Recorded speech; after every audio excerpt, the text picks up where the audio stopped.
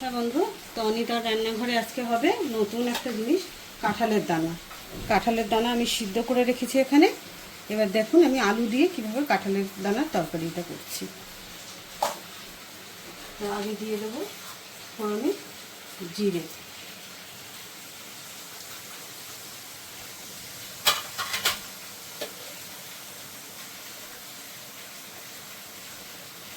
এবার দেবো আলু,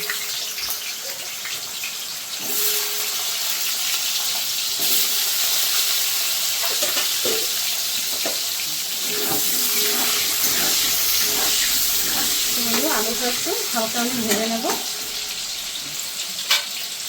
বন্ধু, তো আলুটা ভাজা হয়ে গেছে, এবার আমি দিয়ে দেবো পেঁয়াজ বাটা।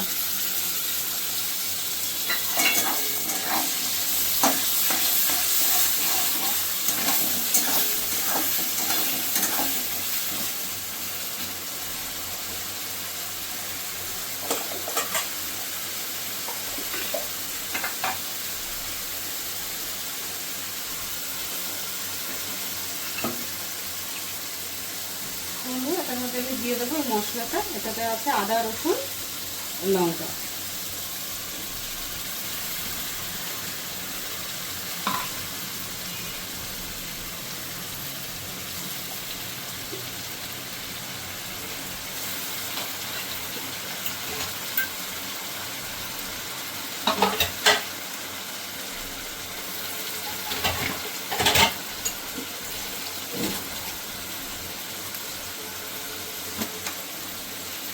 এবার দেবো পরিমাণ মতন নুন। যেহেতু এটাকে একটু দেওয়া আছে তাই অল্প দিলাম।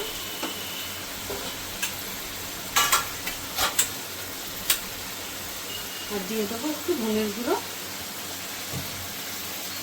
জিরের গুঁড়ো, একটু লাল লঙ্কার গুঁড়ো,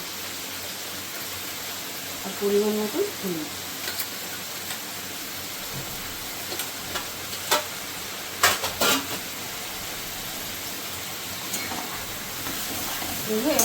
এবার মশলাটাকে আমি ভালো করে কষিয়ে নেব।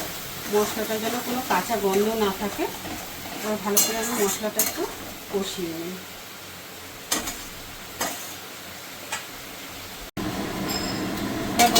দেখে নিই মশলাটা হয়ে গেছে কি ভালো করে কষানো। মশলাটা হয়েই গেছে কষানো। এটা এবার এই কাঁঠালের দানাটা দিয়ে আরেকটু কষাবো।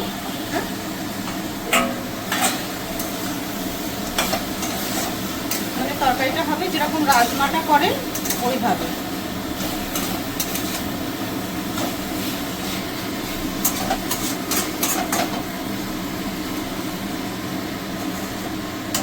আমি এটাকে একটু ভালো করে কষিয়ে নেবো। এবার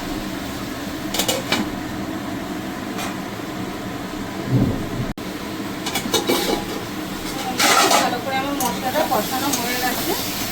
দেখছি কাঁঠালের দানাটা একটু ভালোই শক্ত, এইভাবে করতে গেলে অনেকটা সময় লাগবে। আমি একটু প্রেসারে দিয়ে দিই, আরও দুটো সিটি দিয়ে দিলে ভালো সিদ্ধ একটু গলে যাবে, খেতেও টেস্টে লাগবে। তাহলে পুরো কষানো হয়ে গেছে। এবার আমি এটাকে প্রেসারে দিয়ে দিলাম।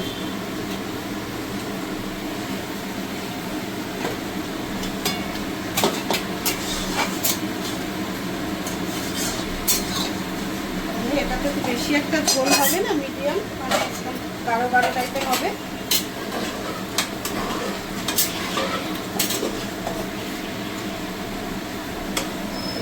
আর বেশি জল দিতে হবে না। তাহলে আর দিয়ে দিই, গরম জল দেব।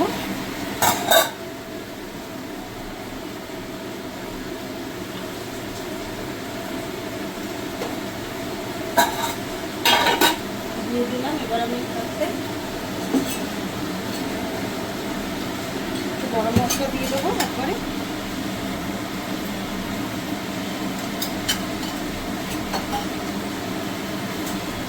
দেবো সামান্য চিনি।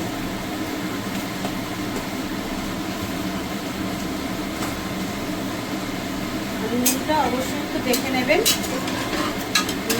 নুনে যদি না হয় তাহলে আর একটু নুন দিয়ে দেবেন।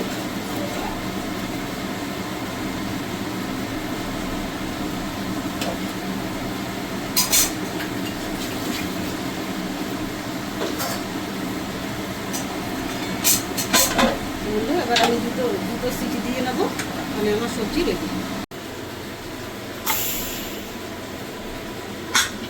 বন্ধু, তো আমার সবজিটা হয়ে যাচ্ছে, আমি গ্যাসের থেকে নামিয়ে দিয়েছি।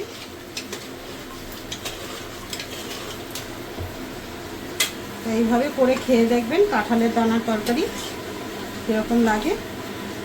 আমার তো মনে হয় এটা রাজমার থেকে বেশি টেস্টি হয় খেতে আরও। আপনাদের যদি ভালো লেগে থাকে লাইক শেয়ার কমেন্ট করবেন, আর যারা এইভাবে না খেয়েছেন একবার খেয়ে দেখবেন কেমন হয়।